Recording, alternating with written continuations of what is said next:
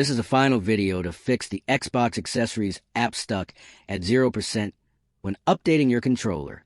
Are you facing a frustrating situation where you plug in your controller to get the latest firmware, but the progress bar never moves at all? This problem occurs because of a data conflict between the app and your controller or a simple glitch in the USB connection that blocks the update from starting. Most people on YouTube tell you to factory reset your entire console or buy a brand new controller, which is way too expensive and unnecessary. Here at Rexish, we know you want a fast solution that gets you back into the game without spending any money. I have a secret easy trick that involves taking the batteries out and holding two specific buttons while plugging in the cable to force the update through.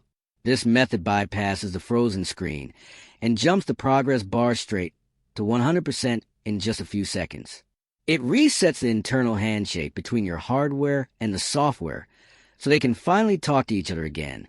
Rexish is dedicated to helping you master your gear with simple steps that actually work the first time you try them.